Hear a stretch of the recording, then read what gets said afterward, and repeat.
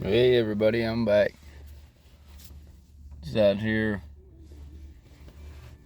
waiting on my daily stuff, waiting in the truck. Seems like I spend a lot of time in vehicles anymore. Touch base with that with you guys. We kind of run around and going 90 mile an hour in this world. I added it up, and me and my wife, we're driving 500-600 miles a week just to go to work and school and back, and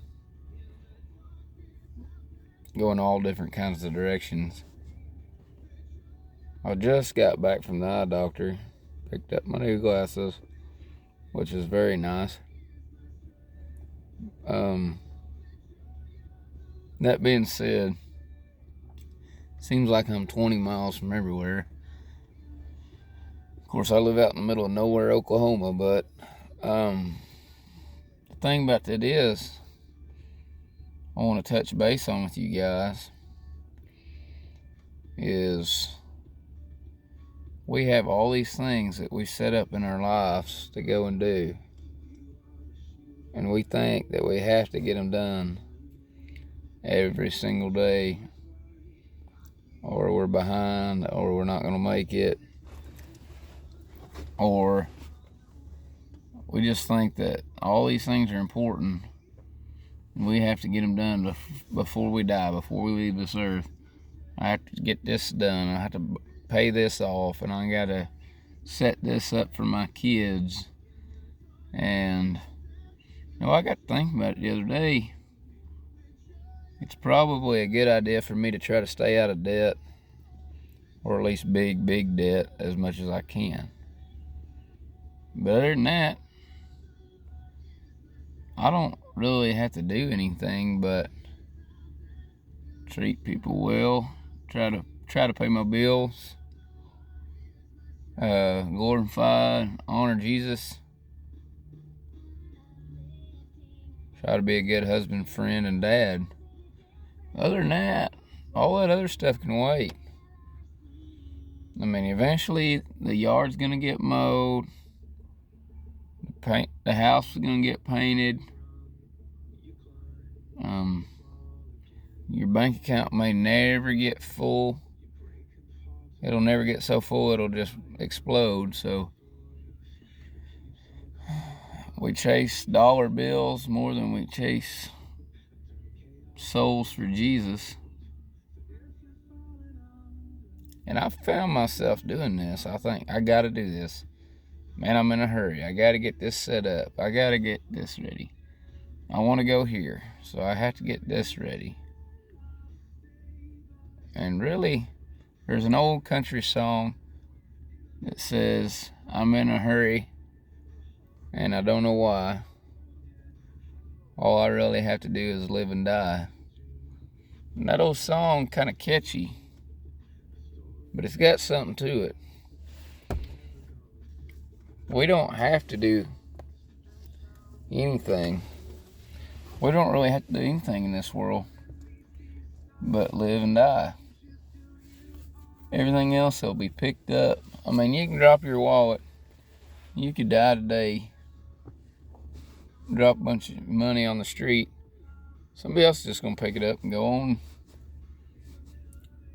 I mean, somebody else is going to buy your house.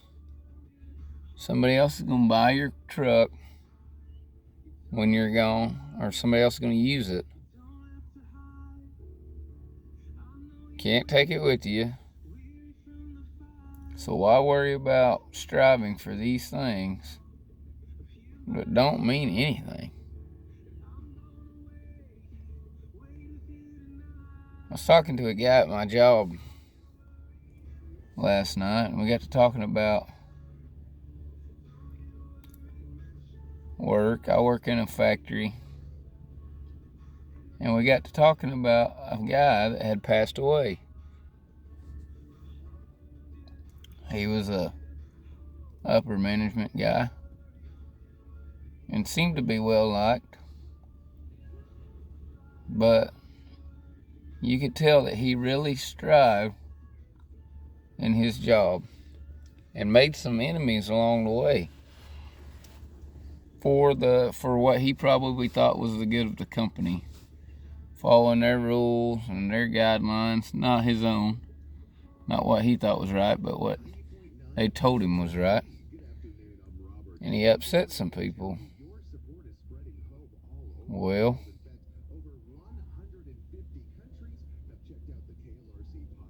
they all have. I mean, all upper management has.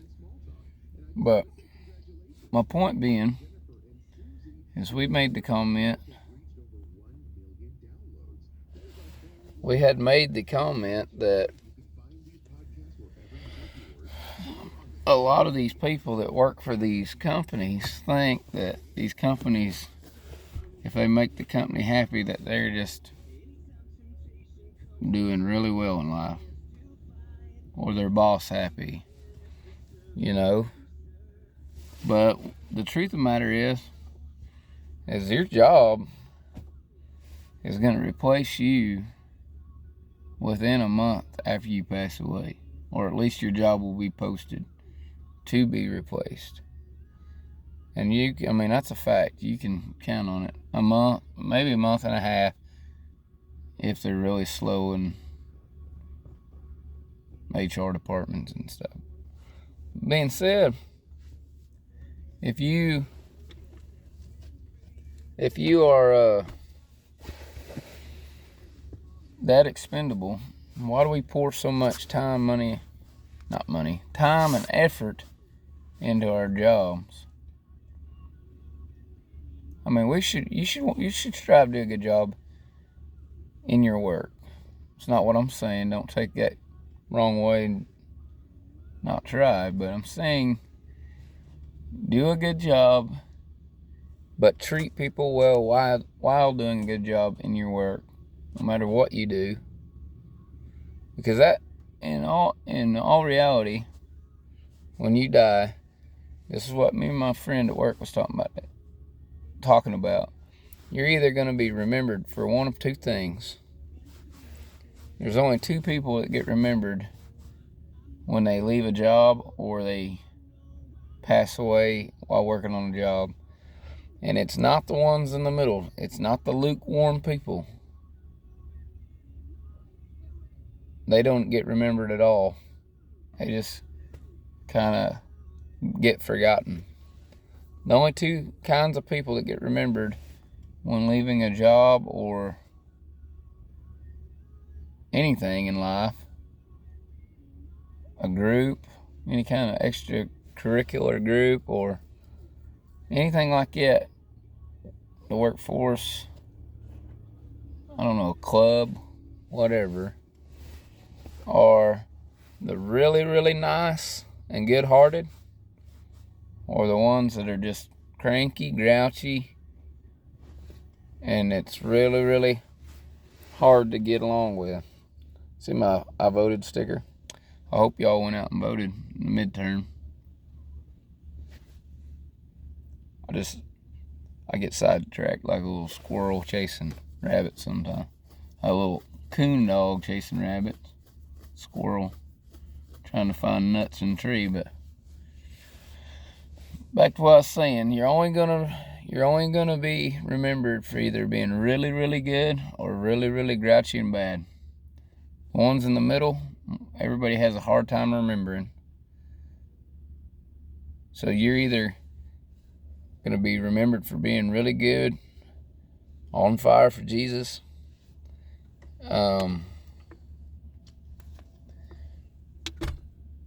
or really, really grouchy. But that being mediocre, lukewarm, nobody's gonna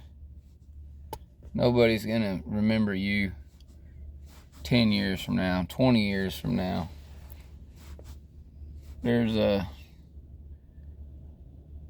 Everybody has a whole bunch of relatives that passed away, and you never hear them talk about certain ones that were just normal people that didn't talk much, did their job, went home. It's either the characters that were just a sight, you know, cranky, grouchy old person, or somebody that just really blessed their soul and heart. Well, I don't want to be the mediocre guy that nobody remembered, that I didn't leave a footprint, that I didn't leave an impact. And that's kind of what the Bible talks about, was the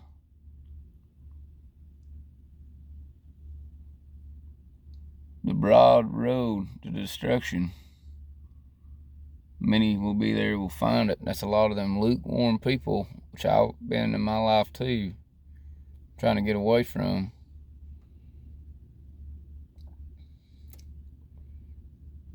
And I want to be one of them ones that takes that narrow road.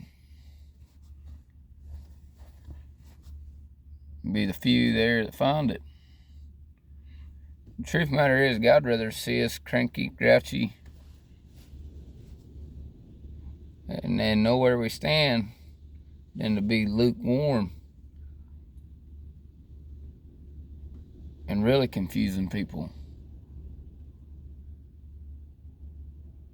So I challenge you guys, work on this in your own life, to really challenge yourself.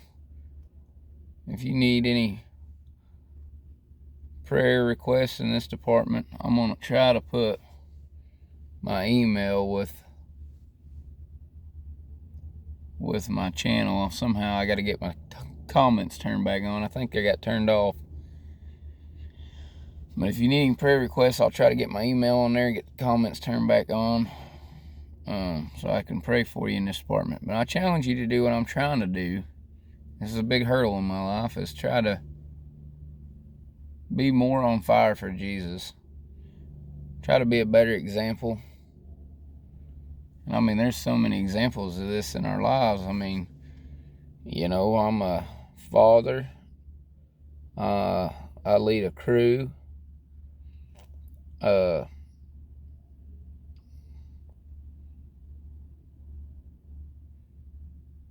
I'm married, so, you know, I'm a husband, I'm a son, I'm a brother, son-in-law.